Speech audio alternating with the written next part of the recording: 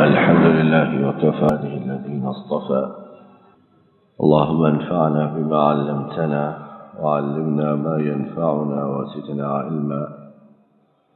سبحانك لا علم لنا إلا ما علمتنا إنك أنت العليم الحكيم. ہم میں سے ہر شخص جنت میں جانے کا خواہشمند ہے، چاہے ہمارے گناہ کتنے زیادہ،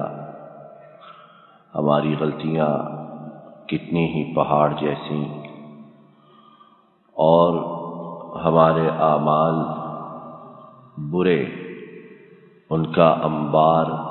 کتنا ہی زیادہ ہو، لیکن ہر کوئی ہم میں سے یہ خواہش ضرور رکھتا ہے کہ وہ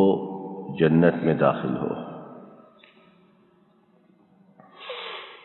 جنت میں جانے کی اللہ کے فضل و کرم سے جو بنیادی کلیدی چابی کنجی اور راستہ ہے، وہ اللہ تعالیٰ کی توحید میں موجود ہے کہ اللہ تعالیٰ کے ساتھ کسی بھی قسم کا شرک اس سے انسان بچے، اور صرف ہر معاملے میں عبادات ہو، عقیدہ ہو، اس میں اللہ تعالیٰ کی وحدانیت کا نہ صرف انسان اقرار کرے بلکہ اپنے عمل سے اس بات کو ثابت کرے کہ رب کے سوا کوئی معبود برحق نہیں ہے. افسوس کی بات یہ کہ یہ بات کہنے سننے میں بڑی آسان ہے، لیکن جب ہم عمل کی دنیا میں داخل ہوتے ہیں تو یہ بات انتہائی زیادہ مشکل ہے. اسی لیے قرآن و سنت میں ہم دیکھتے ہیں کہ اللہ تعالیٰ کی توحید کا اقرار کرنے والا اور اسی رب کو معبود برحق ماننے والا، اس کے لیے بہت زیادہ بشارتیں ہیں. اعمال نیک کرنے ہیں، لیکن اگر انسان شرک سے بچے گا تو اس کے لیے اللہ تعالیٰ کی طرف سے یہ بشارت ہے کہ اللہ چاہے تو اس کے گناہوں کو معاف کر دے اور اس سے کوئی بات پوچھ نہ کرے. لیکن جو شرک کا مرتکب ہوگا، جو شرک کرے گا، توحید سے دور ہوگا، اس کے لیے کسی قسم کی کوئی معافی نہیں ہے. ان اللہ لا یغفر ان یشرک به ویغفر ما دون ذلك لمن یشاء، کہ جس نے اللہ کے ساتھ شرک کیا اس کے لیے کوئی معافی نہیں اگر اسی حالت پر مر گیا، اور جس نے شرک نہیں کیا اور گناہ ہیں اس کے، تو وہ اللہ کی مشیت کے تحت ہے، چاہے تو معاف کر دیں اور چاہے تو سزا دیں. اسی مضمون کی ایک حدیث پاک امام بخاری نے اپنی صحیح میں روایت کی ہے. وہ کہتے ہیں کہ نبی کریم صلی اللہ انہوں نے روایت کی کہ نبی کریم صلی اللہ علیہ وسلم نے ارشاد فرمایا، جو شخص بھی سچے دل کے ساتھ یہ گواہی دے، اس بات کی شہادت دے کہ اللہ کے سوا کوئی الہ نہیں، کوئی معبود برحق نہیں، اور محمد صلی اللہ علیہ وسلم اس کے رسول ہیں، تو اللہ تعالیٰ اس کے جسم پر جہنم کی آگ کو حرام کر دے گا. اللہ تعالیٰ ایسے کہنے والے انسان کے بدن پر جہنم کی آگ کو حرام کر دے گا.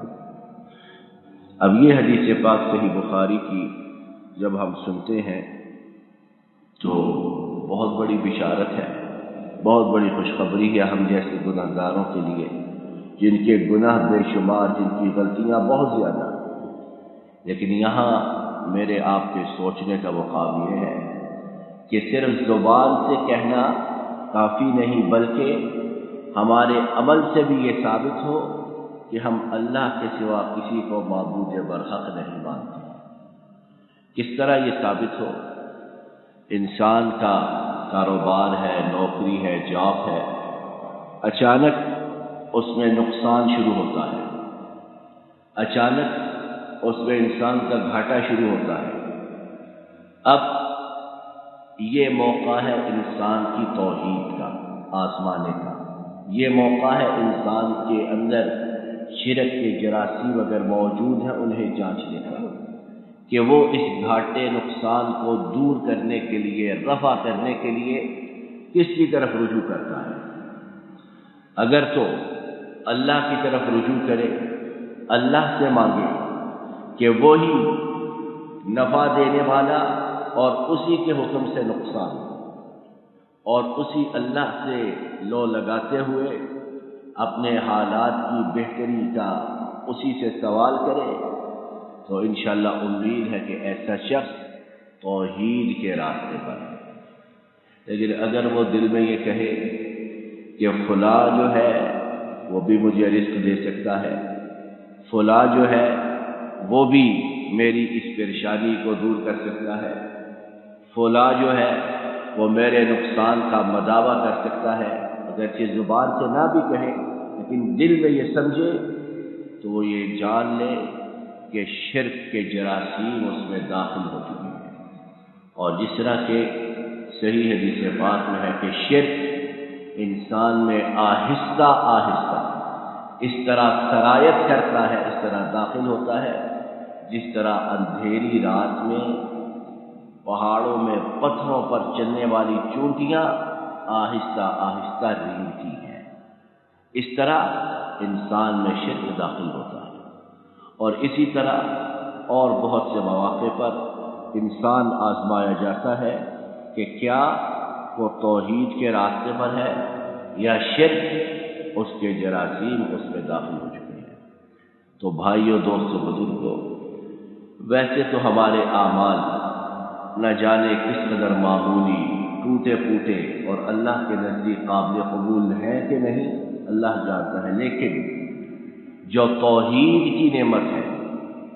جو اللہ کے ساتھ کسی اور معبود کو شریک نہ کرنے کا شرف ہے، یہ شرف زندگی بھر ہم اپنے سے جدا نہ کریں۔ اور جو توحید والے گھر پیدا ہوا، شرک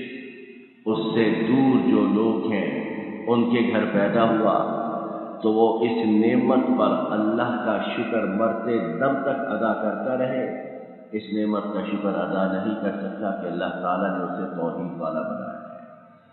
ذرا ان لوگوں کی حالت دیکھیے جو ان گھروں میں پیدا ہوئے، ان معاشروں میں موجود ہیں جہاں شرک کا چلن ہے، جہاں شرک موجود ہے، اور ایسی ایسی شرک میں بے عقلی کی باتیں کہ اللہ کی پناہ۔ بڑے بڑے پڑھے لکھے لوگ، بڑے بڑے تعلیم یافتہ لوگ جب شرک کے چنگل میں پھنستے ہیں تو پھر اللہ کی پناہ کہ ان کی کیا حالت ہوتی ہے۔ توحید عین عقل ہے، توحید عین فطرت ہے، توحید عین اللہ تعالیٰ کی منشا اور مراد ہے۔ اور شرک چاہے کتنا شوگر کوٹڈ ہو، شرک کتنا خوبصورت ہو، انسان کو بے عقل ہی نہیں بلکہ جہنم کی آگ کا ایندھن بنا کے چھوڑتا ہے۔ تو میرے لیے، آپ کے لیے یہ کہ اپنی زندگی کے ہر معاملے میں اس پہلو کو ہمیشہ مقدم رکھیں، ترجیح دیں کہ اللہ تعالیٰ کی توحید اس پر کوئی آنچ نہ آنے پائے، شرک اس سے کوسوں دور رہے۔ اگر ہم اس حالت میں اس دنیا سے روانہ ہوتے ہیں تو اللہ تعالیٰ کی رحمت کی بہت زیادہ امید ہمیں رکھنی چاہیے۔ اور اگر شرک کا شائبہ یا شرک اس کی کچھ باتیں ہم میں موجود ہیں تو آج ہی سچے دل سے توبہ طائب ہو کر اللہ تعالیٰ کی طرف رجوع کریں کہ ہمارا رب ہمیں اس ظلم عظیم سے، کہ شرک ظلم عظیم ہے، اس سے میرا آپ کا رب ہمیں محفوظ کرے اور ہماری ملاقات ہمارے رب سے اس صورت میں ہو کہ ہم اس ظلم عظیم سے مکمل طور پر پاک اور صاف ہو چکے ہیں۔ اللہ تعالیٰ اپنے فضل و کرم سے ہمارے گناہوں کو معاف فرمائے، ہماری بیماریوں پریشانیوں کو دور فرمائے، آنے والے مسائل سے، آنے والی بیماریوں سے ہماری حفاظت فرمائے، جن آفات میں بیماریوں اور مشکلات میں پھنس چکے ہیں ان سے ہمیں مکمل طور پر نجات عطا فرمائے۔ ربنا ظلمنا أنفسنا وإن لم تغفر لنا وترحمنا لنكونن من الخاسرين، ربنا آتنا في الدنيا حسنة وفي الآخرة حسنة وقنا عذاب النار، وصل اللهم على نبينا محمد وعلى آله